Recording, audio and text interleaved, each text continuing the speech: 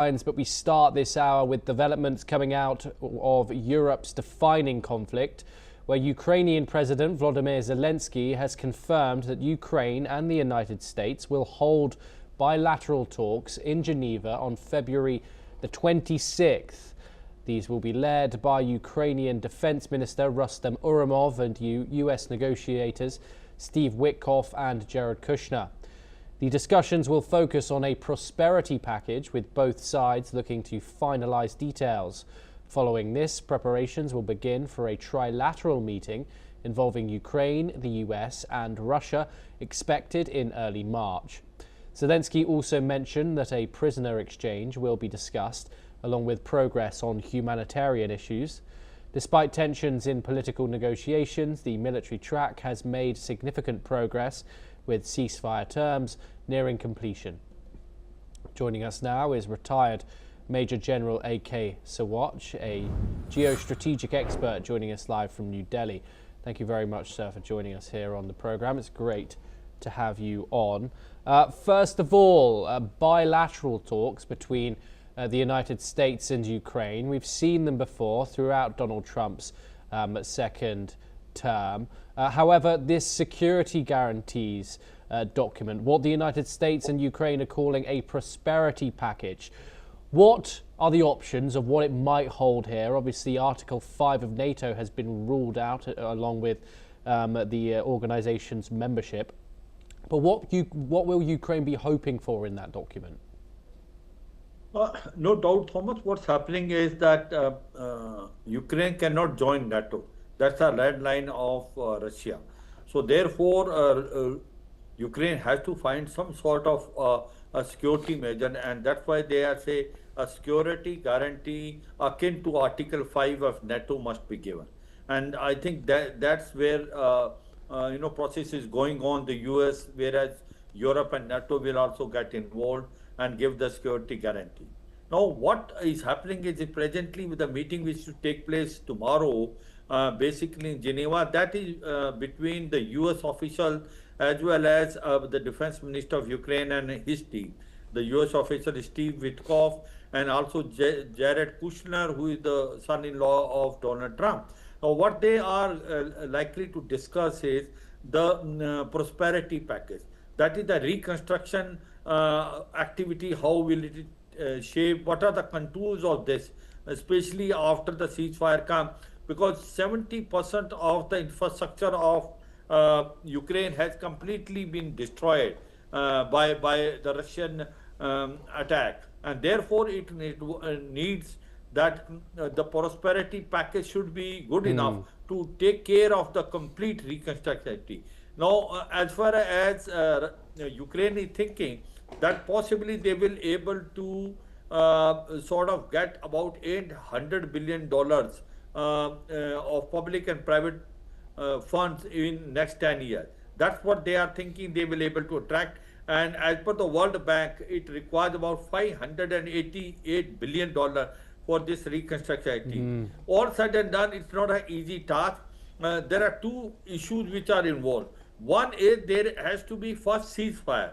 Now, that's what it is saying, that possibly both the sides are now proceeding towards the ceasefire. There are certain gray area. There are matter of dispute between Russia and Ukraine. Russia's red lines are that they want complete Donbas area, that Donetsk and Luhansk, even the one which they have not still under control, and they want to negotiate on Zaporizhzhia nuclear plant, whereas they possibly may able to compromise in Kherson. And at the same time, they want that Ukraine should not join NATO. Whereas the Ukraine saying that if they don't join NATO, they must get a safety guarantee akin to Article 5. And the main important thing where the sticking point is that Ukraine is not ready to give land which is not taken by Russia so far in Donetsk and Luhansk. Now that is the sticking point. Possibly some sort of compromise will be reached. It looks to me like this because the way things are happening, possibly there can be ceasefire. Now this bilateral talk will take place now, and thereafter trilateral talk place in month of March, where Russia will also come in, and some sort of ceasefire guidelines may be finalized. So overall, it looks like that things are moving in the right direction. First the ceasefire, then the reconstruction activity done by the prosperity package. Okay, and also, of course, the major sticking point going into those possible trilateral talks that will be coming early March is territory. Now, there is no point in even discussing this so-called prosperity package until territory is agreed upon. Do you think that both Russia and the United States are putting enough pressure on Ukraine to give up territory? Do you think that's going to happen, especially, of course, with Europe in Ukraine's corner when it comes to this, even given that it doesn't have a seat at a table in these talks coming up? The point is, Thomas, you have to be realistic. Ukraine must understand that it can't regain what it has lost. It will keep on losing much more than what it has lost so far. Because as the war is progressing, it is advantage to Russia. And Russia is progressing toward the western side, that is eastern Ukraine. It is already taken almost 85% of Donetsk and Luhansk area. And in case if Ukraine does not agree to the terms and conditions of giving complete Donbas, then the war will not stop. And if the war does not stop, you will find that Ukraine will be further losing the area. And therefore, it is in the interest of peace and prosperity of the whole region that war must stop. And to war to stop, I suppose Ukraine has to agree to give some land to Russia. I think the US also want that, Russia also want. Of course, the Europe is not agreeing, NATO country, but they will agree, because otherwise the peace is not going to prevail.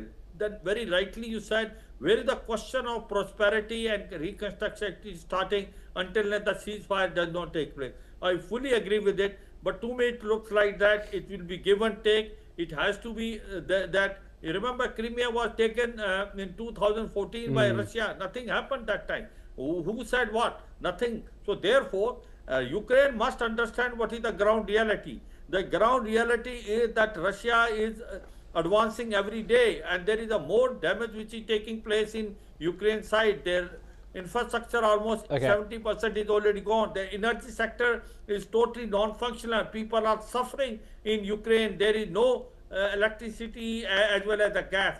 So in case if they think that peace must prevail, this has to be a compromise. It's supposed to be give and take from the both sides, Thomas. If Ukraine does indeed agree to concede territory, what does that mean for the future of international law, the violation of sovereignty? What if Putin does indeed decide to fulfill his previous war aims and take the entirety of it later on? These security guarantees, of course, so important to Ukraine for that reason. What are your thoughts on the concerns there? Surely Zelensky can't just give away territory, given that he was in fact invaded back in 2022. Doesn't that set a precedent? I know, I agree with you, Thomas. You are hitting the nail on the head. The problem of Zelensky that he does not have power to concede to the territory which is already in the Ukraine hand. That point is valid. But the area which has been taken by Russia so far in Donbas area, Donetsk, Luhansk, and the one which is still with the Ukraine, some 15%, it is a Russian-speaking area. Traditionally, it has been always with Russia. Even when the Soviet Union want to gather, and there was some sort of insurgency going on before Russia attacked on Ukraine on 24th February 2022. So to me, it looks like that until unless you do not concede something, it has to be give and take. And as we are saying that in case if Ukraine gives this area tomorrow, Russia will try to take more and may attack on Europe. I think it's a more far-fetched, because after all, Ukraine will get security guarantee. And in case if it get a security guarantee and if Russia attack again, then I'm sure the security guarantee will take care of it. And it will be akin to Article 5 of NATO. So I suppose if we want a peace, there has to be some negotiation. It has to be give and take, and both sides has to concede to each other requirement so that peace prevails. Otherwise, the war will continue. Major General Sawatch, do stay with us as we turn over to a related development coming out of Ukraine. The ambassador, Valery Zalekuzny, has said that the first Ukrainian drone production plant has started its operations in Britain. Zalekuzny has added that Ukraine is fighting a war amid constant missile strikes, infrastructure destruction, and threats to production facilities, and therefore the launch of production in the UK has a deep strategic logic. He also said that this is not a shift of the center of gravity away from Ukraine, and it's an expansion of our joint capabilities and the creation of a second line of defense that guarantees continuity of production.